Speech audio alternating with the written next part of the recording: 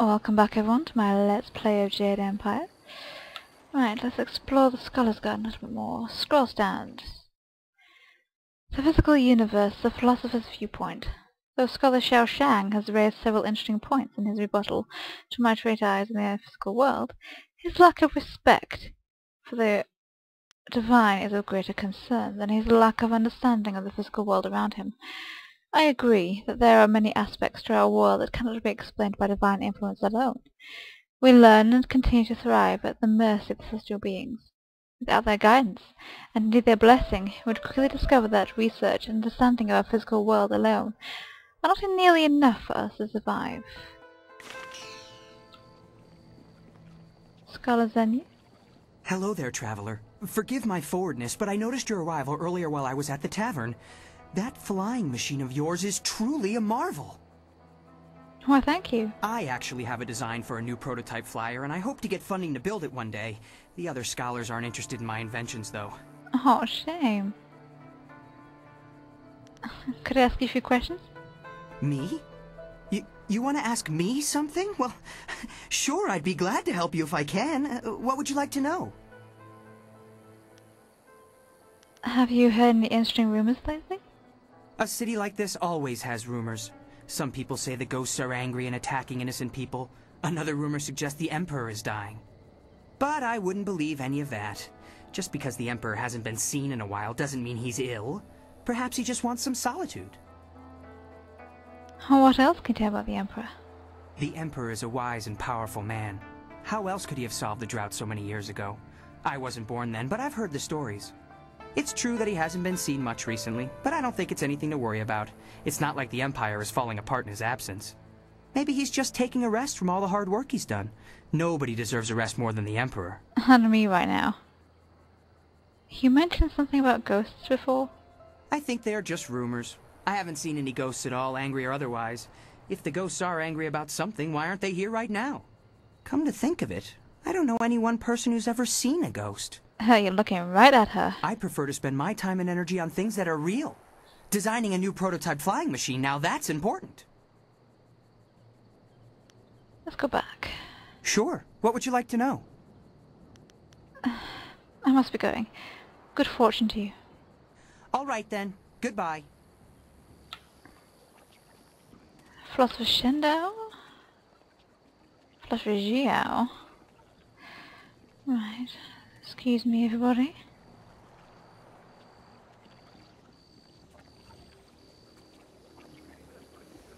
That's what I was after, the book stand. The physical universe, a final world. The world that we live in is not as simplistic as philosopher Jiang would suggest in his treatise on the physical universe. His hypotheses regarding divine regulation of weather and seasons, though interesting, as nothing more than children's tales meant overly complicated. Recent research led by scholar Dong Gao has proven that our seasons and weather are much more than the careless whims of distant celestial beings. Our universe is made of very real and very tangible components that can be carefully quantified and qualified. Another book stand? The Long Drought. The Long Drought stands as one of the worst periods in the Jade Empire's recent history. 10 years of scorching heat and little rainfall took their toll on even the prodigious reserves of the Empire's granaries. The sages predicted at least 3 more devastatingly dry years, while those in the Ministry of Harmony watched the death toll mount into the hundreds of thousands. Then Emperor Sun Hai declared the drought was over, and somehow it was. Through the Emperor's divine will, green returned to our parched land, and stability was restored. How little you know. Ooh, dingage. Alright, let's get some more tea. Give me some more Fortune's Favourite. Give me speed increase as well. Can I spend... Didn't think so. Right. Prepare to meet the Outlander.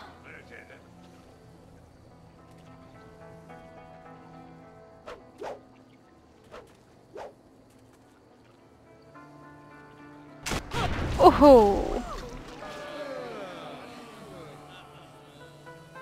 As amusing as your savage dances are, once again I have proven the superiority of setting your nose to the grindstone and not mucking about.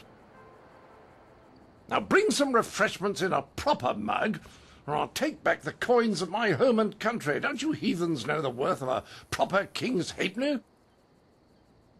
Generous visitor, if our customs are so displeasing to you, perhaps you should find lodging elsewhere?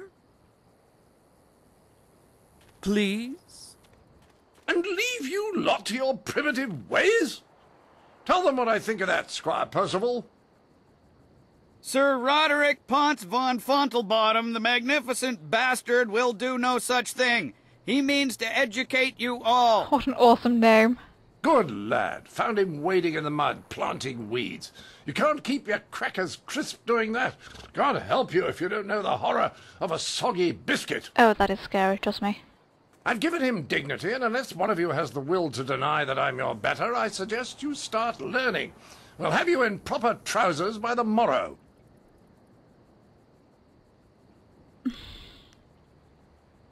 You insult a noble and ancient people, Outlander.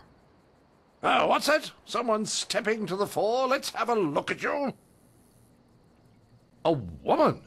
My dear, not sure what topsy cradle you fell from, but in my country a lady knows her place, unless she's queen. The simple truth is that I have bested every one of you who has come forward, whether in tests of wit or combat. You faced a champion of king and country. Now, I didn't ask to land here, but if a storm is going to cast my ship into the very heart of such a dark empire, I'll bring the light of knowledge wherever I can. You must hunger for guidance. You're like children. I mean, only a handful of you can even grow a decent moustache. What kind of place is this? You blind yourself with prejudice. I can prove you wrong.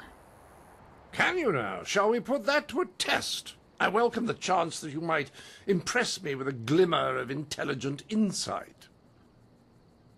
But I will acknowledge that I am likely to disagree just because I know you are, lacking. We will need educated men to judge the merits of our arguments. Arguments? What kind of contest are you looking for? I've gone to great pains to learn your barbaric tongue, only to find that none of you has much to say. Can you convince me otherwise? Oh, I'll convince you. I've heard a distinct lack of couplets and quatrains, to say nothing of pentameters. Is it any wonder you people live as you do? I charge you with defending the heart of your people. If a group of judges determines that you have adequately done so, I will declare you the winner. Very well. I will agree to this. But who should judge?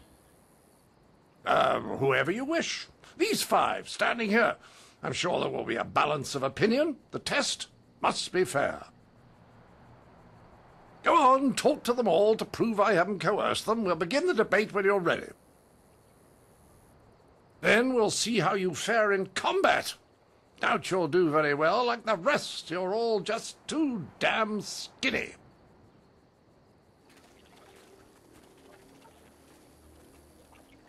I heard you accept the Outlander's challenge. I'm grateful you have seen fit to defend us all. I would be honored to sit in judgment of the debate. Several of my fellow scholars have also volunteered. I trust you will judge fairly. To do otherwise would only help the Outlander win in the long run. If he wants a true debate, we will allow it to progress fairly.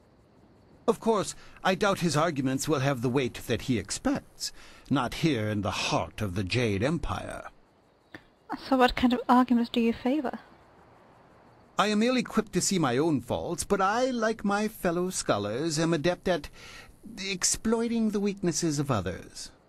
Scholars Heng and Zhao are easily swayed with simple facts. Cite such details and they are certain to change their opinion either for or against.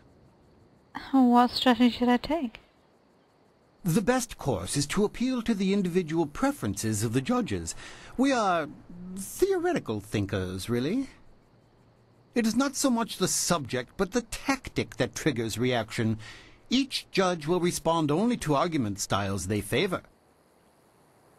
If a judge likes fact, use it once and he will join your side. Use it again and he will switch back just to further debate. Other arguments may not interest him at all. I'll get rid of the debate. Goodbye. I wish you luck. I look forward to your defense of the Empire. Alright, Scholar Kai. I greet you. My name is Scholar Kai, and I will be the fourth of 5 judges for the debate.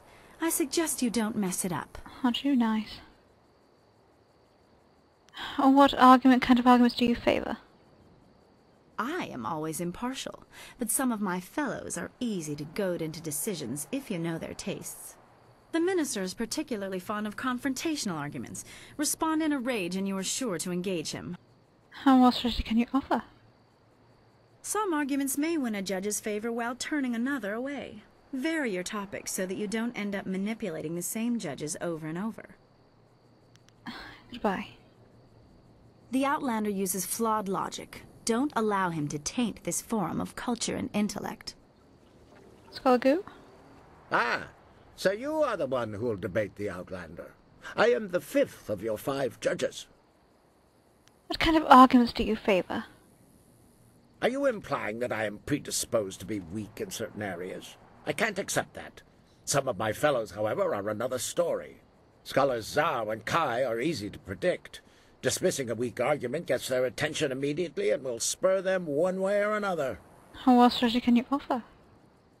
Try not to dig a hole you can't get out of. If you can't get everyone to agree with you, just focus on getting as many as you can.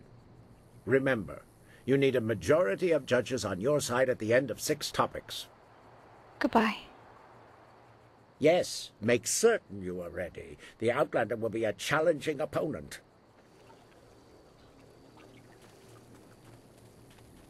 Greetings to you. I am Scholar Hang, and I will be serving as the 2nd of 5 judges for the debate. I look forward to honorable discourse. What kind of arguments do you favor? I'm sure the others agree that my tastes are balanced. The minister, however, is easily engaged by sympathetic pleas, as are scholars Zhao and Gu. I find their appreciation of such fawning to be distasteful, but that is one of the arguments they prefer. Okay, goodbye. Good luck against the Outlander. He is a tenacious speaker. Right, I shall leave it there for now. When we return, we shall start the debate. Stay with me.